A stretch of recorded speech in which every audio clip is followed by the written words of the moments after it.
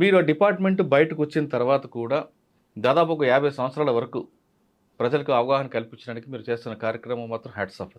Thank you. అంటే ఆ రోజు వర్క్ చేయడం అన్నది కాకుండా నెక్స్ట్ జనరేషన్కి ఏం కావాలి, అవగాహన అనేది ఇంపార్టెంట్. మీరు ఎన్ఫోర్స్మెంట్ చేయడం అనేది గొప్ప విషయం కాదు, వాళ్ళు ఎడ్యుకేట్ చేయడం అనేది మీరు ఎక్కువగా దాన్ని ఒక వెపన్గా తీసుకుని వెళ్తున్నారు. మీరు రాస్తున్న ఆర్టికల్స్ అవ్వచ్చు, మీరు చేస్తున్న కృషి అవ్వచ్చు, నలుగురితో మాట్లాడేప్పుడు కూడా పర్యావరణం గురించి చెప్పడం అనేది దాని హ్యాట్స్ ఆఫ్ అండి. మీరు ఈ డిపార్ట్మెంట్లకి బై ఛాన్సా బై చాయిసా వచ్చారా? ప్రశ్నతో పాటు అడవుల్లో పర్యావరణం, జంతువుల పరిరక్షణ, వీటి మీద ప్రజలకు ఎక్కువగా అవగాహన కల్పించడానికి ఉన్న ముఖ్య ఉద్దేశం. ఈ 2 ప్రశ్నలకు సమాధానం చెప్పే ముందు రామ్మోహన్ గారి కుటుంబ నేపథ్యం, రామ్మోహన్ గారు ఎందుకు ఈ డిపార్ట్మెంట్కి రావాలనుకున్నారు, వచ్చిన తర్వాత దీన్ని ఒక మీ ఇన్బిల్ట్గా చేసుకోవడానికి ప్రధాన కారణం ఏంటి? సార్ నమస్కారం, చాలా మంచి అవకాశం ఇచ్చారు నాకు ఈ విషయాలు చెప్పడానికి. ఎందుకంటే ఇవి చాలా ఇష్టమైన విషయాలు ఒకటి. రెండవది, మీరు పర్యావరణం గురించి మాట్లాడడం అనేది, అంటే ఆ మాట్లాడే వాళ్ళు కూడా చాలా తక్కువ ఈ రోజులలో. మీరు మాట్లాడింది చాలా ఇంప్రెసివ్గా ఉంది, రియల్లీ వండర్ఫుల్. కుటుంబ నేపథ్యం విషయానికి వస్తే, మామూలుగా నేను I belong to Warangal district. I use to work as టీచర్గా పనిచేశాను నేను చాలా కాలం. సుమారు అడవి పరిచయం 12-13 ఏళ్ళుగా టీచర్గా పనిచేశాను. అయితే ఇన్సిడెంటల్లీ మా ఊరు కూడా ఫారెస్ట్ విలేజ్ యాక్చువల్లీ. అదే అంటున్నాను, చిన్నప్పటి నుంచి అడవి పరిచయమే ఉంది కానీ నిజానికి ఇందులోకి వచ్చిన తర్వాతనే దీని గురించి తెలిసింది. అంతకుముందు ఫారెస్ట్ విలేజ్ అయినప్పటికీ కూడా నేను ఎప్పుడూ ఫారెస్ట్కి వెళ్ళినవాడిని కాదు. వినేవాళ్ళం టైగర్ గురించి, చెట్ల గురించి, వాటి గురించి చెప్తుంటే నేను వినేవాడిని కానీ ఎప్పుడు వెళ్ళేవాళ్ళం కాదు. ఎక్కడండి? వరంగల్లో పాకాల కొత్తగూడెం మండల్లో, అంటే ఇప్పుడు అది గంగారం అనే మండల్ అయింది. కొమట్లగూడెం అనే ఒక చిన్న విలేజ్ అనమాట. ఆ విలేజ్ మాది ఇప్పటికీ స్టిల్ ఫారెస్ట్ విలేజ్. అది ఫారెస్ట్లోనే మధ్యలో లోపల ఉంటుంది అది అనమాట. అంటే విలేజ్ ఏమి ఉండలేని, విలేజ్ చుట్టూ ఫారెస్ట్ ఉంటుంది. సో నిజానికి పర్యావరణం గురించి ఏదో ఎగ్జామినేషన్స్ కంటే పోటీ పరీక్షలు అందరు రాస్తారు కదా, నేను కూడా అలాగే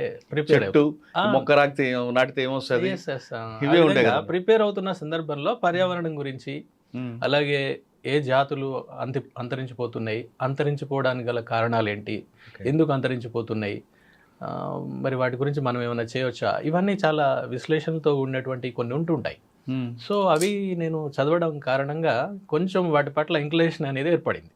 నిజానికి అనుకోకుండా బై ఛాన్సే మీరు అన్నట్టు ఎగ్జామ్స్ రాస్తున్నాం రకరకాలుగా, సివిల్ సర్వీస్ అని, గ్రూప్ 1 అని, అవన్నీ రాస్తుంటాం. మధ్యలో ఇది వచ్చింది.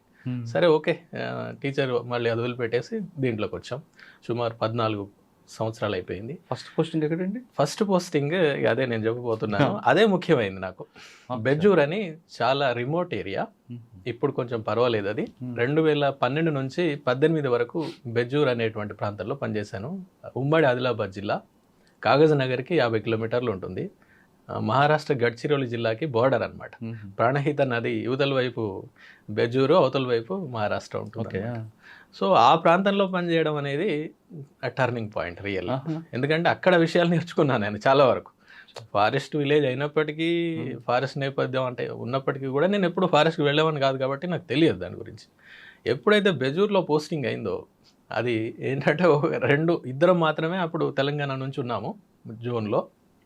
మా జోన్లో అంటే 4 జిల్లాలకి, పాత జిల్లాలు నేను చెప్పేది, దాంట్లో ఉన్న పోస్ట్ అనమాట. అదంతా జోనల్ వైజ్ పోస్ట్. సో అక్కడ నేను పోస్టింగ్ తీసుకోవడం జరిగింది. అంటే వేశారు ఇక వెళ్ళాం, ఇక తప్పదు కదా, మరి వేసిన తర్వాత చేసేదే ఉంది. అంటే అప్పుడు ట్రాన్స్పోర్ట్ కూడా ప్రాబ్లం కదండి, అది చాలా ప్రాబ్లం. అది ఎలా ఉండేదంటే, మీరు సిర్పూర్, కాకినాడకు ఒకటి బస్సు, అక్కడ నుండి ఇంకొకటి ఆటోలు, ఇవన్నీ రకరకాల అన్ని వాహనాలు వాడి ఉంటారు, ఎడ్ల బండి సహా. కాకపోతే ఏంటంటే రేంజ్ ఆఫీసర్ కాబట్టి జీప్ ఉంటుంది మనకి తప్పనిసరి. ఇప్పుడు కాగజ్ నగర్ వరకు ట్రైన్ వెళ్ళి, అంటే ఢిల్లీ రూట్ అనమాట అది కాగజ్ నగర్, అక్కడ నుంచి బెజ్జూర్కి వెళ్ళిపోతాం. 50 నుంచి 55 కిలోమీటర్లు ఉంటుంది అది. అంటే 2-3 రూట్లు ఉంటాయి దానికి. అక్కడ వెళ్ళడం అనేటువంటిది, నిజంగా అక్కడ నేర్చుకోవడం అనేటువంటిది, అదే అల్టిమేట్. యాక్చువల్లీ అదే మన ఫౌండేషన్ అనమాట. అంటే నేను అలా అనుకుంటాను. ఎందుకంటే ఒక 2-3 విషయాలు చెప్తాను నేను.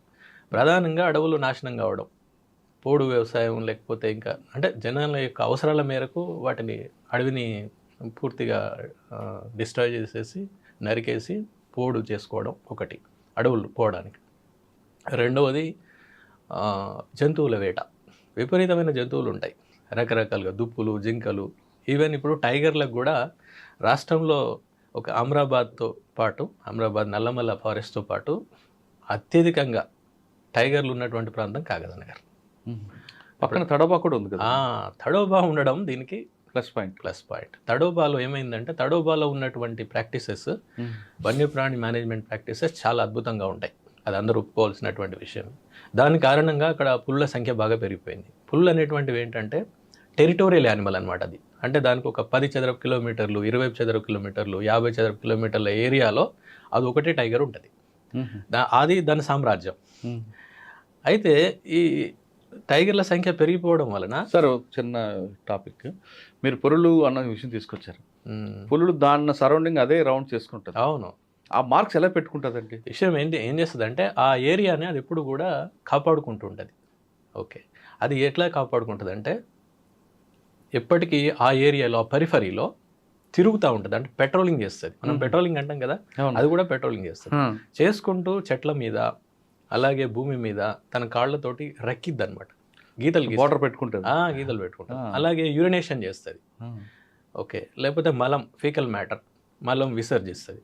సో వీటి కారణంగా బయట నుంచి వచ్చేటువంటి టైగర్ వేరే ఏదైనా ఉంటే ఇక్కడ ఆల్రెడీ ఈ ఇండైరెక్ట్ ఎవిడెన్సెస్ అంటాం వీటిని చూస్తుంది. అది చూసి అది రాదు ఇక లోపలికి. ఫెన్సింగ్ ఉందరా రాదు. ఎస్, ఒకవేళ వచ్చిందే అనుకోండి, కొన్నిసార్లు వచ్చే సందర్భం కూడా ఉంటుంది. ఎప్పుడంటే మేల్ అయితే ఫీమేల్ని అట్రాక్ట్ చేయడం కోసం, ఫీమేల్ అయితే మేల్ని అట్రాక్ట్ చేయడం కోసం, అది అవసరం. అంటే పిల్లలు ప్రోజనీ కావాలి కదా నెక్స్ట్ తరానికి. ఇంకొకటి ఏంటంటే ఇంకోసారి కూడా రావచ్చు, ఇంకో మేల్ కూడా రావచ్చు. ఇప్పుడు దీనికంటే అది బలమైంది అన్నప్పుడు, లేకపోతే దానికి తప్పనిసరి పరిస్థితి ఇక లేదు, మరి ఇంకెక్కడ స్థలం లేదు, తప్పనిసరి ఏదో ఒక దాన్ని ఎంక్రోచ్ చేయాల్సిందే. అప్పుడు వచ్చినప్పుడు ఏమైందంటే వాటి మధ్యలో ఫైటింగ్ జరుగుతుంది.